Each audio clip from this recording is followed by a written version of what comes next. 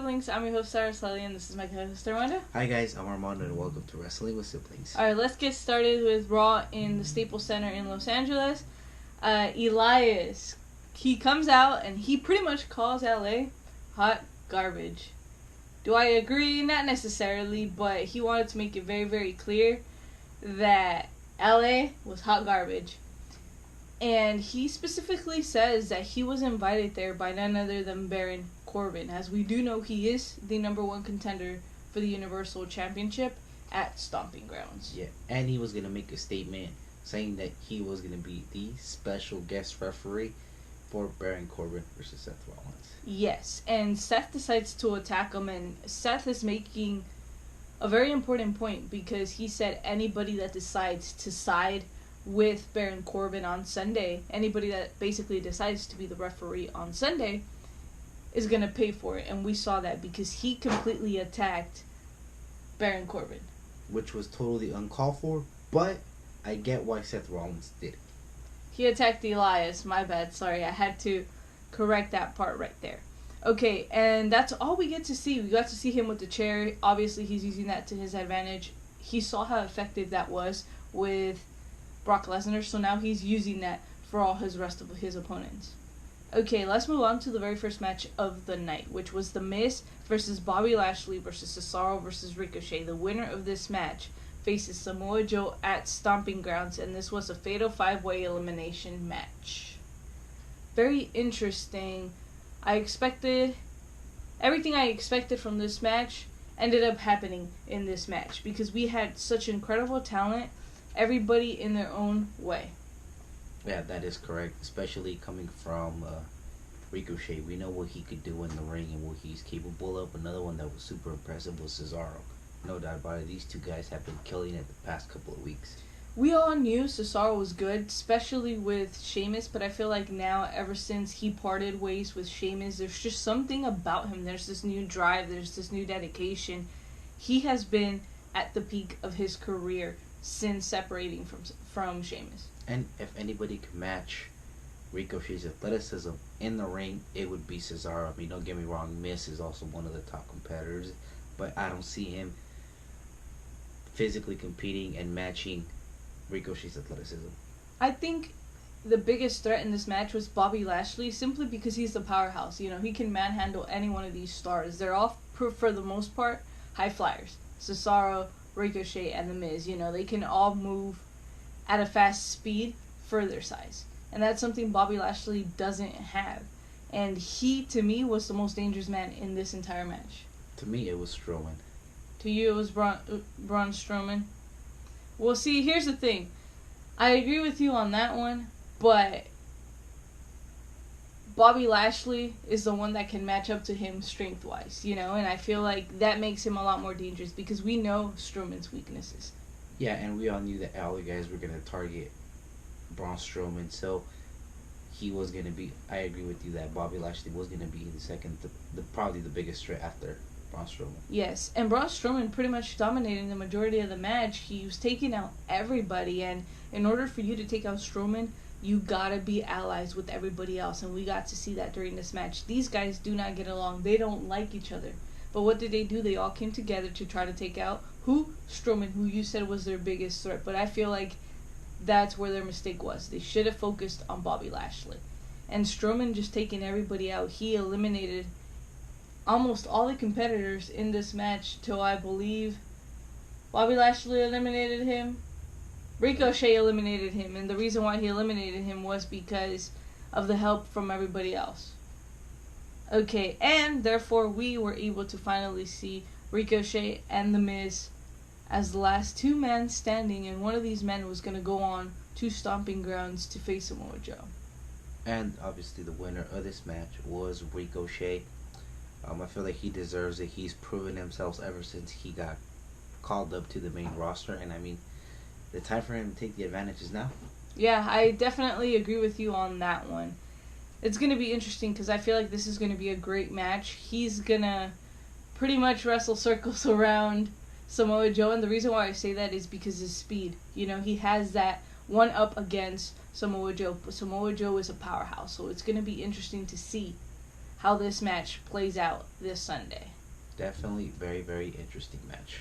Alright, moving on to the Raw Women's Champion, Becky Lynch, who immediately calls out Lacey Evans. You know, she has this vendetta against Lacey Evans, and I don't blame her because Lacey is the reason why she's lost the SmackDown Women's Championship.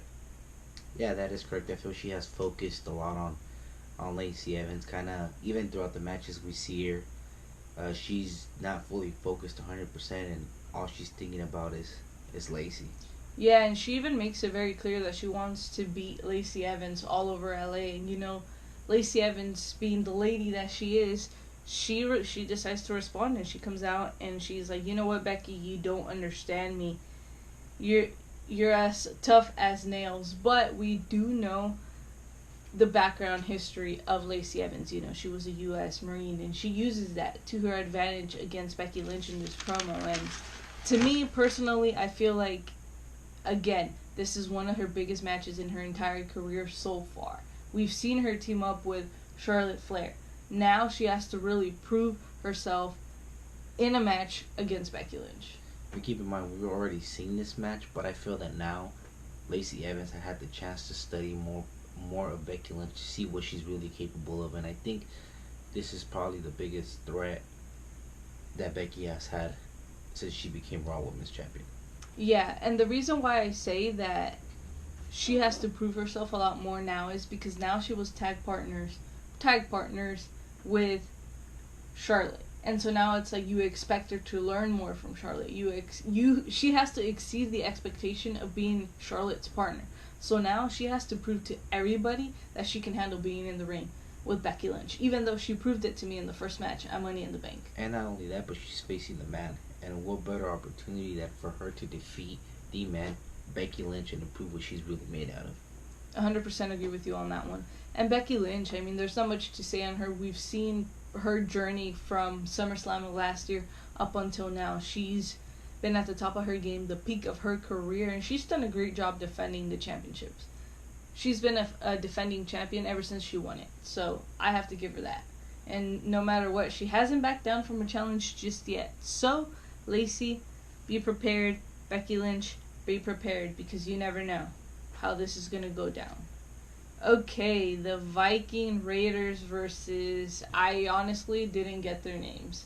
But it's not even worth it because they lost in under literally 3 minutes. Like, the match wasn't even long. No, it wasn't even a match for them.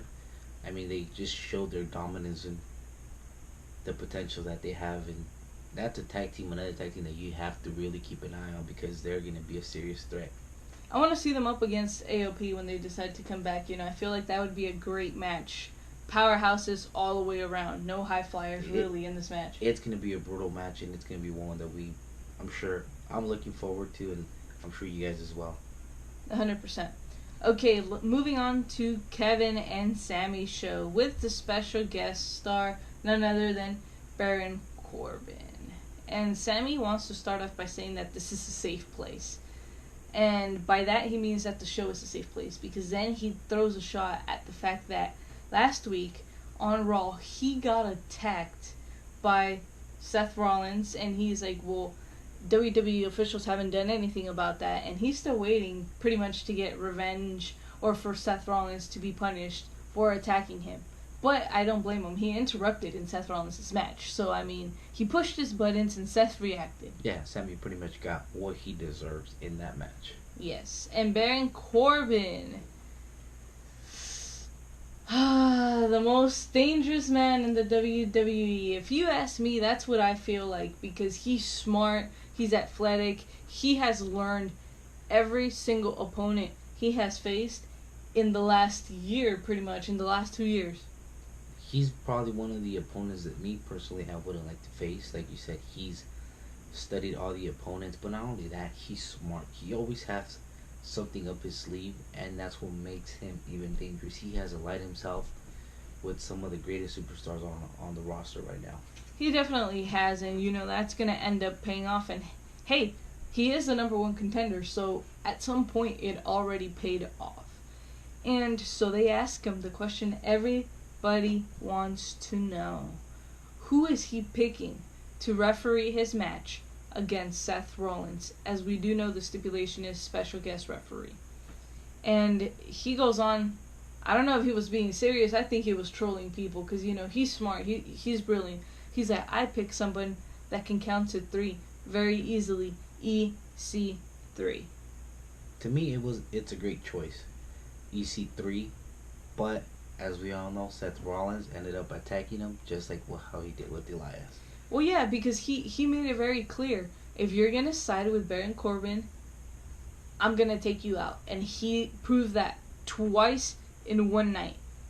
Anybody that was seen talking to Baron Corbin backstage that could potentially become the special guest referee, he would immediately go after. So, I mean, I can't even be seen talking to Baron Corbin because I would get attacked too. You can't be seen talking to Baron Corbin because immediately you would get attacked. Brilliant strategy by Seth Rollins, but at the same time, I feel like it's an even brilliant strategy by Baron Corbin because he has him thinking, who is he going to pick? He has him going against all these superstars, and at the end of the day, Seth doesn't really know if he's targeting the right person. 2 things about Seth that might end up coming back and haunting him at the end of the day, and 2, if I were Baron Corbin, I would pick a certain someone to be the special guest referee, and that certain someone will be Brock Lesnar. You know, when he first told me that, I thought that was brilliant because I never thought about that. I mean, honestly, did you guys think about it? If you really think about it, you're not going to sit there and think, okay, he's going to pick Brock. Would Brock really ever be a referee? But if you really think about it, that's the proper way to get inside Seth Rollins' head. Imagine him coming out to his championship match and seeing that the person that's going to ref his match is Brock Lesnar. And not only that, but keep in mind, Seth Rollins attacked Brock Lesnar at Super Showdown. So I'm sure he's looking for revenge. And what better way to do it than at Stomping Grounds? 100%. And the New Day, I wasn't surprised to see them because, as you guys know, the wild cards, they pretty much show up and they want to make a point. Kofi Kingston will still be the champion come Stomping Grounds. That's pretty much what he wanted to say. And Sami Zayn is like, you weren't even invited here. You guys were wild cards. Like, why are you guys even part of the show? You're not supposed to be here. But that's when Kofi goes on to say, I am the WWE champion and I can show up to whatever show I want. I mean, he has a point. He does. I mean, I would probably do the same thing if I was WWE champion. This then leads to the New Day versus Corbin, Owens, and Sami. The special guest referee was supposed to be EC3, but as we do know, he got attacked by none other than Seth Rollins, and he didn't end up getting up for the match, so then the actual WWE official was the one that came out and was referee. And this match was a 2 out of 3 falls. Very interesting. I feel like we've been seeing a lot of 2 out of 3 falls lately in the WWE, but I think it's great because there's something different. Even if we see them often, it's something different. Something you don't really expect on a Raw. That is correct, and I like seeing these type of matches too. It gives the wrestlers more opportunity to show what they fully got. 100%. And I feel like Corbin, Owens, and Sami are the perfect team. All 3 of them are smart. They are brilliant and they're extremely athletic. They are perfect at what they do, and when you bring them together, that makes them 10 times more dangerous. Again, Baron Corbin, like I said earlier, knows who to ally himself with, and what better way to do it with Owens and Sami Zayn.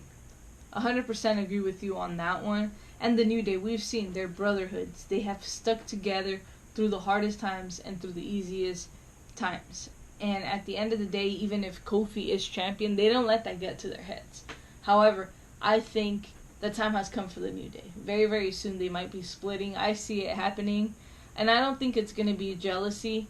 I just think someone's tables are going to turn. And I think this is the time, especially now that Kofi has already become WWE champion. We've never seen Xavier that I remember. We've never seen him become champ. And I've never seen Big E from the top of my head. So maybe, who knows, jealousy might be something that plays a huge role. And if I remember correctly, they clean sweeped Kevin, Sami, and Corbin. And this is how well the New Day works together. They're smart, and they've been tag team forever, that they were able to pull the fast one on Sami Zayn, and pretty much Xavier stole the first win of the night for them.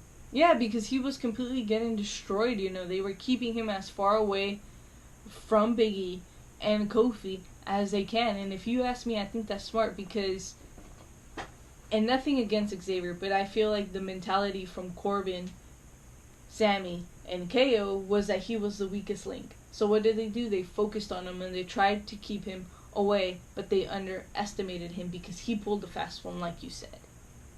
Okay, that's all I have for that. Do you have anything else you want to add?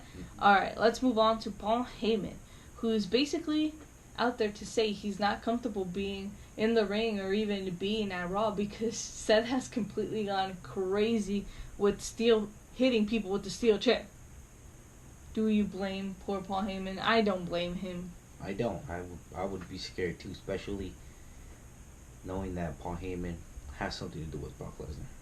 And he also wanted to make it very, very, very clear that he is not the special guest referee for the match on Sunday. He's like, you would have to be so dumb to accept that position, especially knowing that Seth Rollins is going around hitting people with the steel chair. He has a point.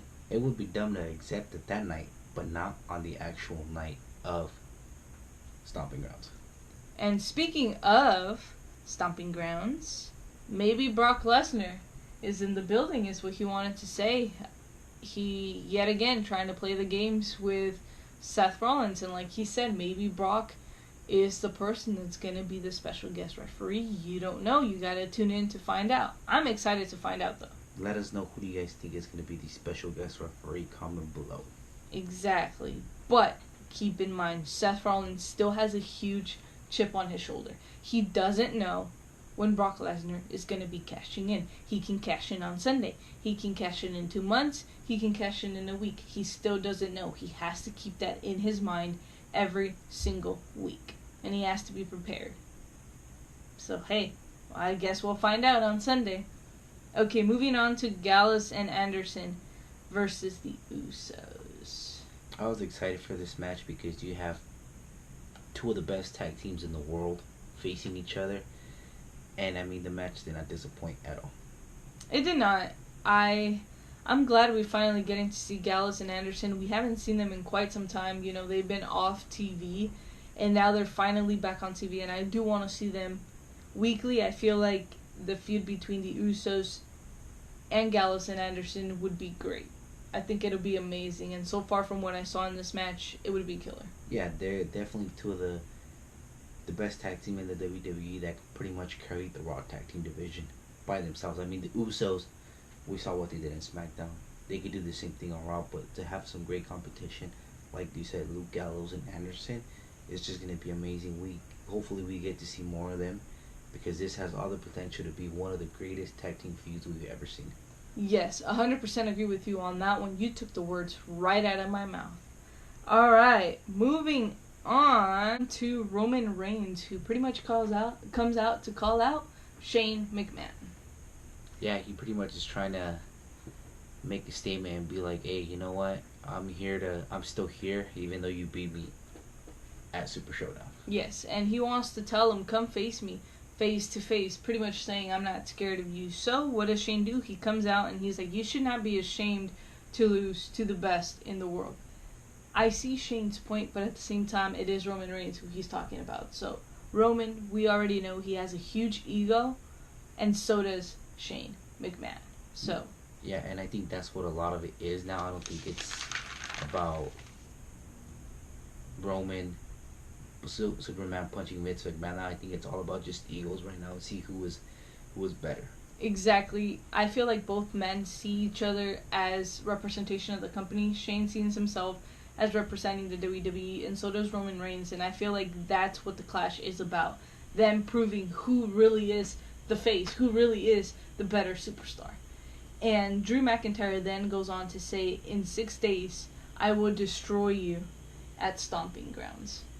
I mean, I also see his point because we do know he's extremely dominant. He is probably, aside from Baron Corbin, the most dangerous man in the WWE. And if anybody could get under Roman Reigns' skin and pretty much match up to Roman, it's this guy right here, Drew McIntyre. I mean, we've seen ever since he came up, what he has been capable of. And You know, this is probably Roman Reigns' toughest opponent. Yeah, Roman Reigns has had bigger matches, but I think nobody like McIntyre.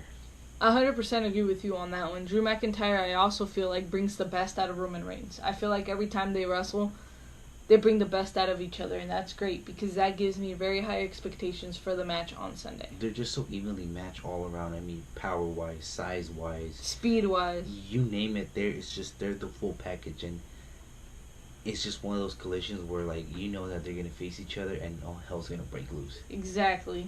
It's kind of like that Big Show versus Strowman thing. You know, they kind of faced each other, and the ring even exploded for all we know. But Drew McIntyre does mention Roman Reigns' children, and at that point, Roman loses it. He drops the microphone, he goes backstage, and he goes to find them. And what does he do? He finds them, and he destroys each and every single one of them, proving his point and making it very clear that on Sunday he will have no mercy against Drew McIntyre. And same thing with McIntyre. He will have no mercy, and he's going to try to seek revenge after what Roman Reigns did to him on Monday. He pretty much humiliated him, let's be honest. And to see Drew McIntyre being humiliated, you don't really get to see that on TV. He's usually the one that controls everything that's going on. And in this occasion, he had no control over what Roman Reigns was going to do to him, Shane, and the Revival. Alright, moving on to the Iconics versus Alexa and Nikki Cross. Surprisingly, this was for the Tag Team Championships. They're defending the championships again. They're defending champions. And at some point, I was stuck in the middle. Because I was like, okay, it's Alexa Bliss, you know, and she's trying to put over somebody like Nikki Cross. They might give them the championships because I like the duel of Alexa and Nikki Cross. But at the same time, I was like, it's too soon for the Iconics to lose. I do too. I really like that tag team, like you said. But I also thought Alexa Bliss and Nikki Cross were going to win just because of who Alexa is. We know Alexa, she is smart and she always has something up her sleeve, and you don't underestimate her. So I thought she was going to pull a fast one on the Iconics, but that wasn't the occasion. Yeah, that wasn't the occasion. The Iconics are also very smart, and that's what makes them dangerous champions, because you never know how prepared they could be. You always go into a match and you're like, I'm going to underestimate them, and then you underestimate them, and what happens? They over-deliver. They prove you wrong in so many different ways, and they definitely did that in this match. I wasn't expecting them to win, but like I also said, it's too soon for them to lose. Yeah, but then also that's on the Iconics part, advantage of them, that they have been a tag team since the beginning, an actual tag team, and we're starting to see Nikki Cross and Alexa Bliss just barely forming each other, so they got a long way to go, and I think that was also a huge factor in this match. Question, who do you see potentially taking the championships away from the Iconics? Ooh, that's a tough one. But you know who I'm gonna say personally, just because I'm a huge fan of these two. I would say Charlotte and Lacey Evans. That's who I would really like to see. But who would you? I mean, I agree with you on that one, because Lacey Evans and Charlotte, the moment they win those championships, they're never losing them. It's gonna be impossible for them to lose.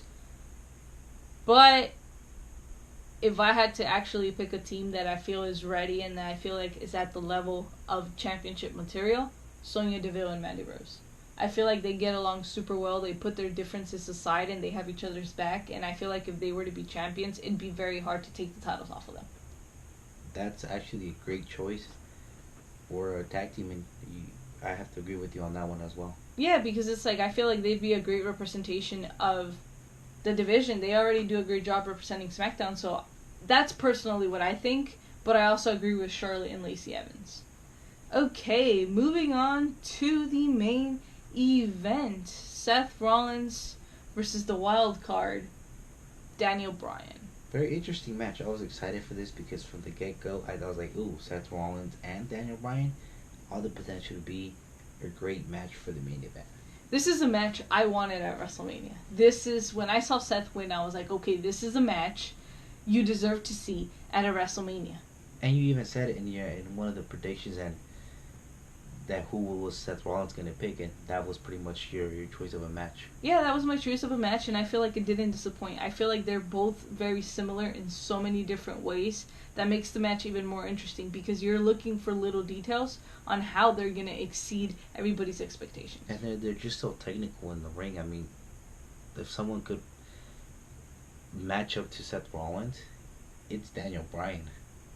I 100% agree with you on that one. Pretty even match, and also, Daniel Bryan, since turning heel, has had a huge ego. And I feel like that's something that was going to benefit him in this match, but at the same time, it wasn't because Seth Rollins is an ego crusher. He doesn't like people that are too cocky, that have a huge ego, and he's definitely proving this. But you got to give it to Bryan. He dominated the majority of this match. You got to see Seth Rollins pick it up towards the end, but what counts is what happened during that match. And you got to give credit to Daniel Bryan where credit is due. Yep, that is correct. Okay, that is all I have for you guys on this episode of Wrestling with Siblings. Remember to like, comment, share, and subscribe. Let everybody know to become a sibling today. Become a part of the family. For those of you that do not know what WWS stands for, Armando, what does WWS stand for? Wrestling with Siblings. Thank you guys so much. And we'll see you guys next week on a brand new episode of Wrestling with Siblings.